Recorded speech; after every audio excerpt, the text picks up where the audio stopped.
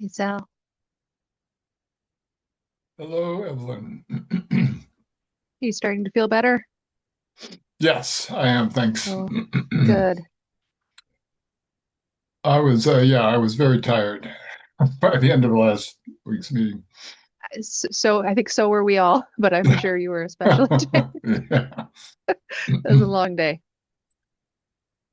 So I'm thinking after this meeting, a subcommittee meeting, we should post this statement, this memo, and Yes. then I haven't seen the package of materials that we're sending to the developers. I think it'll be maybe Friday before we actually have that pulled together. But we ought to also um, publish that to get, in the same Yes, location as this statement. Yeah.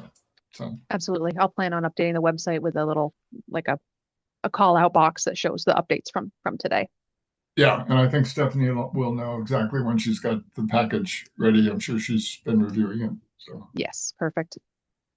this should be a quick one. Although I think Great. I'm going to read the statement because otherwise.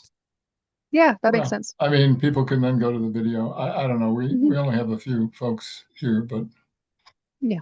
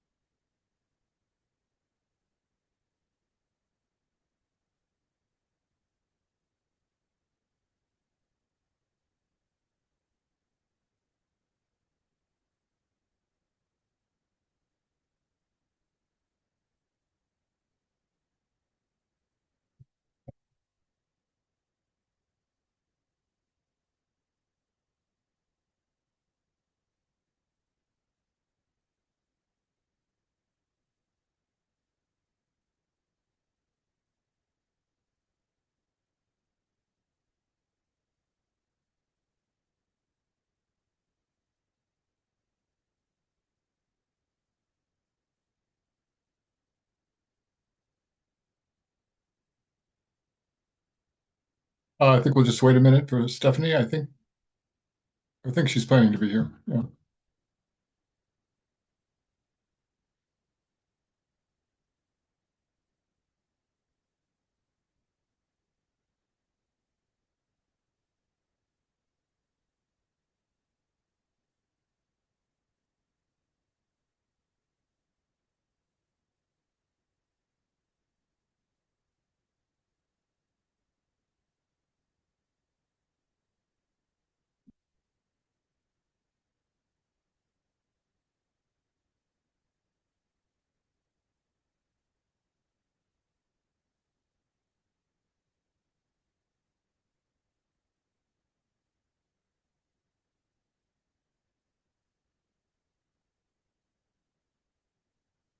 Hmm.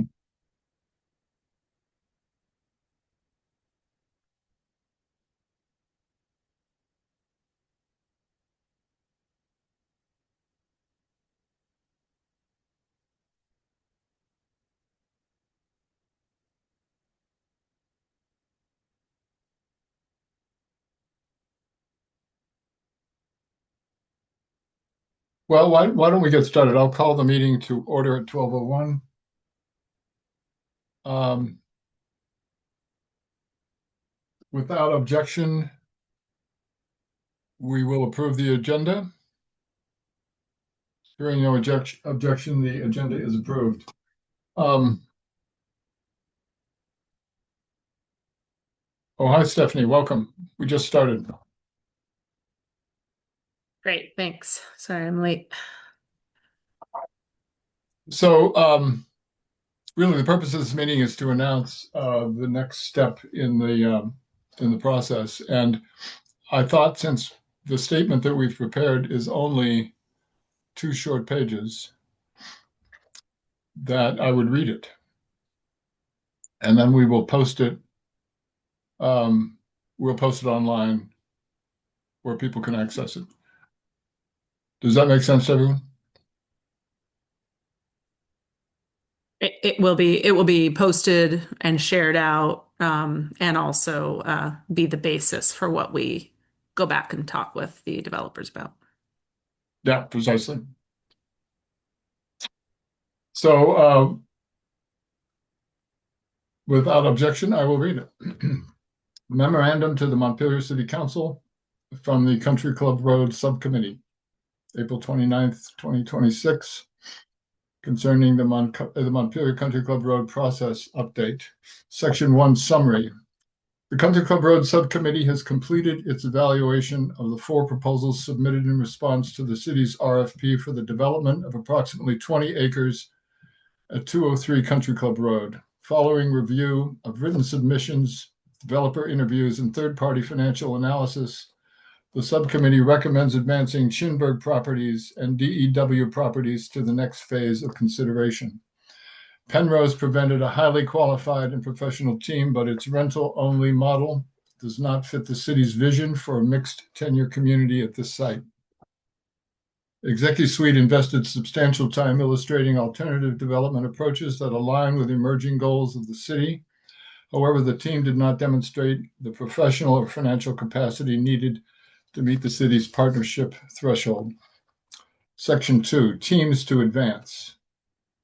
Meeting the partnership threshold. Chinburg demonstrated clear access to capital, presented a unified and professional team during the interview, and proposed a mix of product types consistent with the city's expectation for tenure, diversity, and neighborhood character. DEW brought a reputable Vermont track record, an integrated team with clearly defined roles, and existing working relationship with downstreet housing and community development. The team demonstrated a strong understanding of the low and moderate income segments of the regional market. To advance, both teams will be asked to address weaknesses identified by both the subcommittee and its consultants. From Chinburg, the subcommittee expects a revised concept plan reflecting the design feedback provided, accompanied by updated sources and uses and operating pro forma. From DEW, the subcommittee expects expanded design materials, developing the neighborhood concept further, along with additional financial detail, filling in the specifics identified by the financial analyst.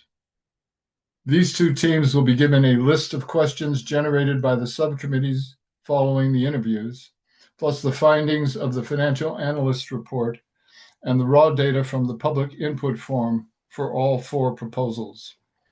Note that the subcommittee is not expecting specific answers to each of their questions. The expectation is that all of the materials will inform the team's next submission, which should provide answers in a more comprehensive way.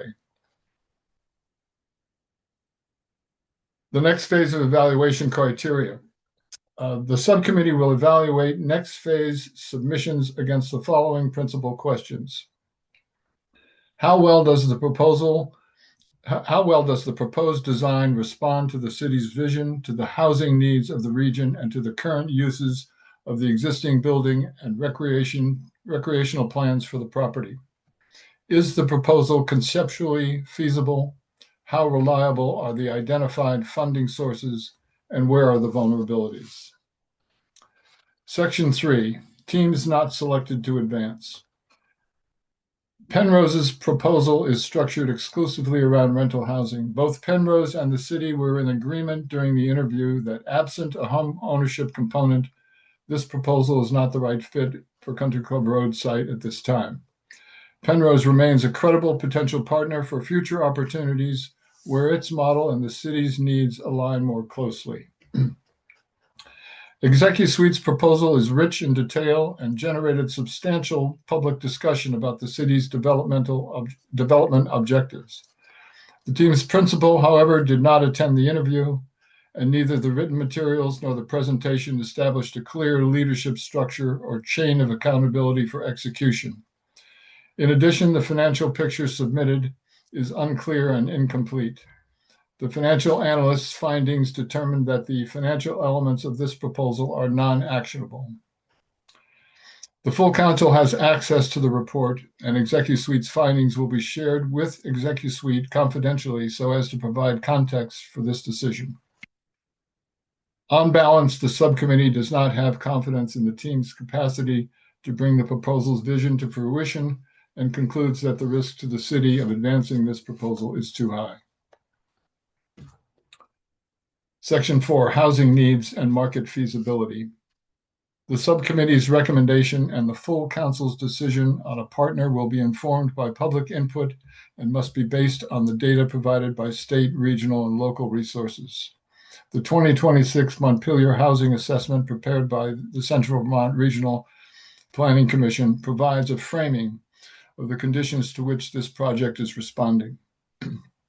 Montpelier has a structural housing shortage. A jobs to housing ratio of 1.69 implies a need for roughly 528 additional units to reach a healthy regional balance. Affordability pressures fall hardest on renters, with 36% of renter households and 20% of owners cost burdened in 2023. At a 2025 median sale price of $410,000, ownership requires two incomes, a threshold much of the city's workforce, teachers, nurses, service workers, cannot meet even as dual earners. Between 2013 and 2023, rental stock grew 13.8%, while owner-occupied stock grew just 0.7%. These conditions surface a real tension at Country Club Road. The deepest measurable need is for affordable rental and missing middle housing, while the city's 10-year goals also call for ownership opportunities.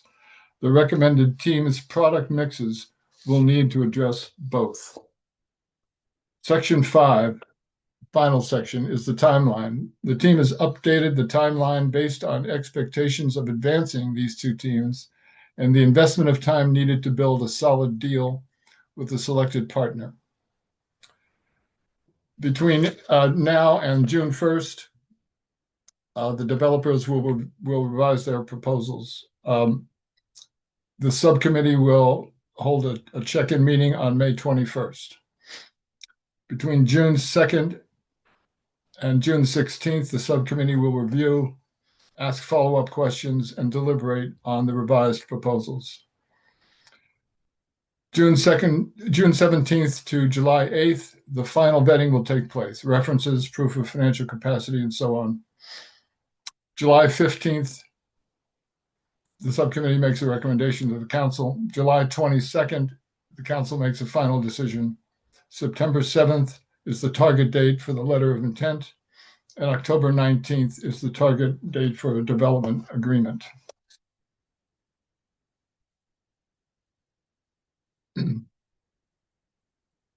So, Evelyn, when will we be able to publish that statement? While you were reading it, I just put it on our website on the CCR well, page, and great. I've linked it in the chat. So anybody that's on the call can just go right there. Okay, that's great. Any questions from members of the committee? Ben, Adrian? Okay.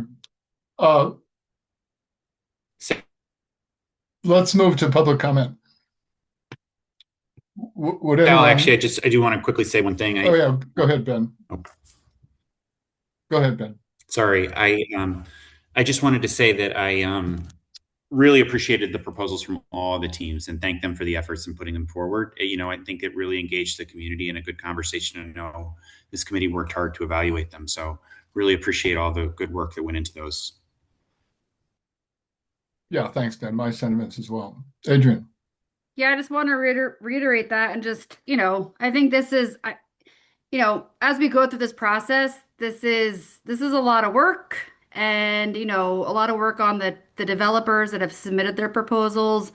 And I just want to say that I am optimistic about the future and excited about looking at what we receive moving forward as revised plans.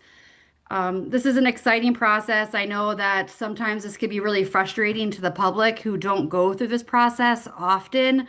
But I just want to reiterate that I personally am optimistic about the future and working with you all and the developers and Whitenburg to ensure that we do have a good plan and we have a plan that reflects the vision and all the feedback that we receive from the public. And I'm very confident that we're going to get there and that we will partner with a very strong developer to see this through to the end. And in the end, all we want is housing. We want housing that reflects our community, and I'm very confident that we are going to get there.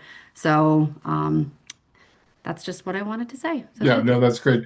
Seamus, before we get to public comment, I just had one question. Stephanie, with regard to the package of materials that you'll be sending to Chinburg and DEW, when will that be ready, and when will we be able to? When will we have it available to publish the non-confidential portions of Yep. that? Yeah, by the end of tomorrow, they'll all be notified with all the materials. And Evelyn, I'll make sure that I copy you on all that to get loaded up. There will be separate transmittals that contain sensitive information as well for the confidential pieces that won't go on the website. Yeah, and that mainly has to do with the financial Right. report, I think. Yeah. Yep. Okay, great. And so, to those in the public listening and who want to find that information, it should be available. If not tomorrow, then certainly by the end of the week. Let's move to public comment. Seamus.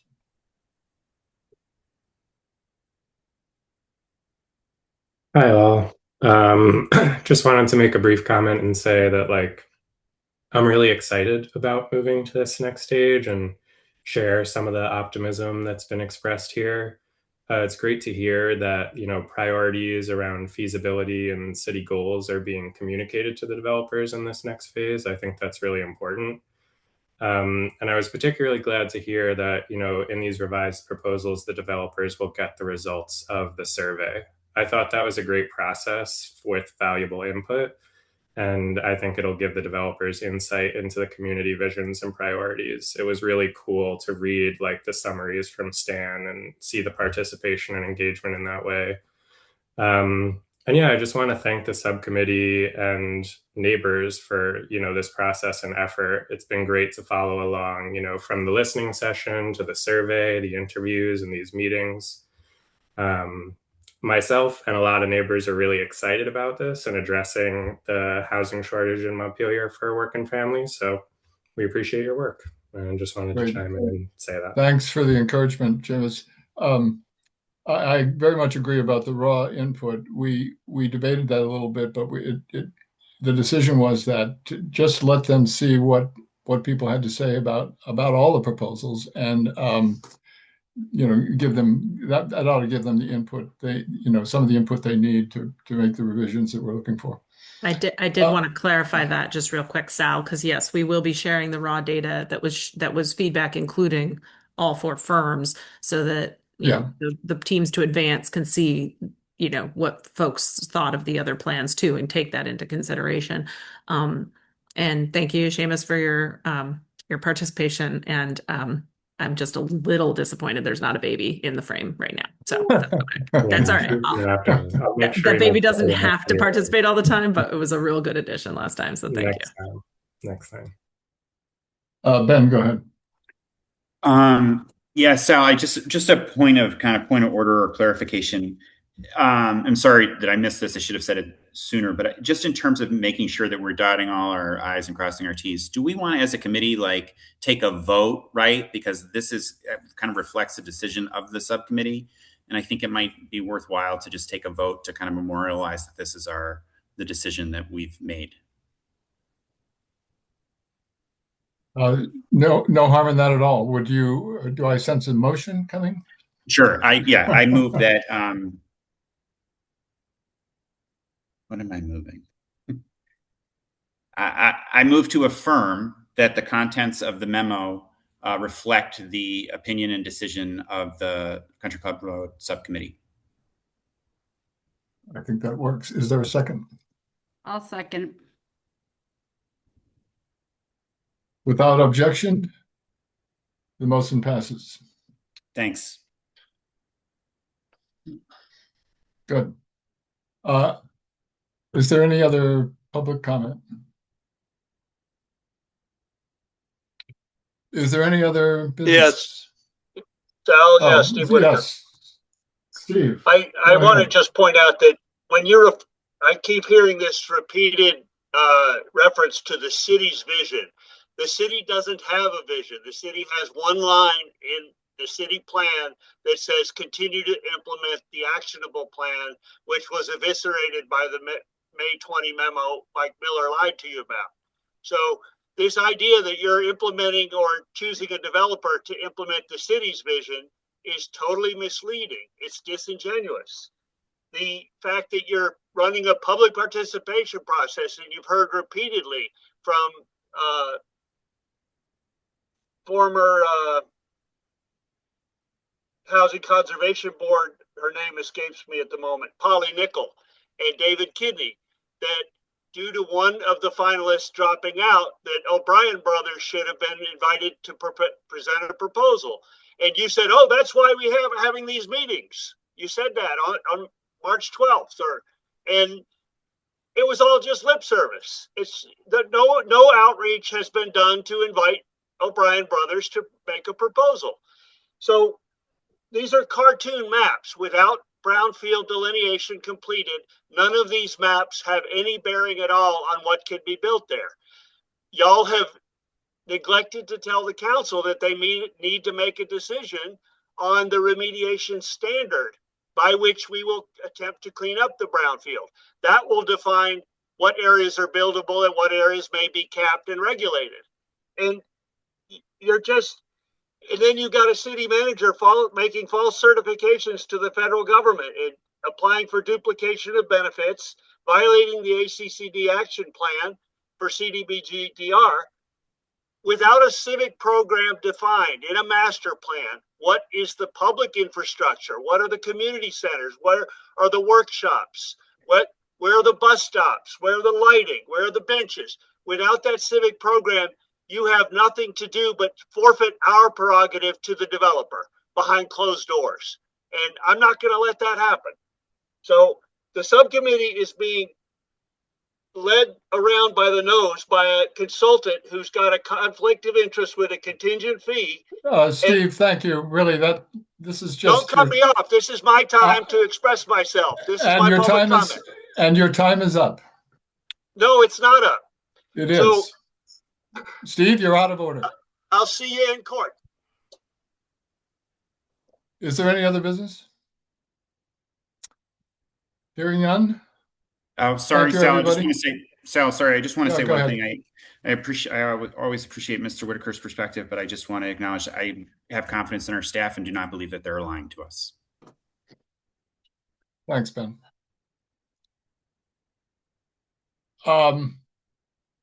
Thank you, everybody. We are adjourned at 12:20. Thanks, everybody.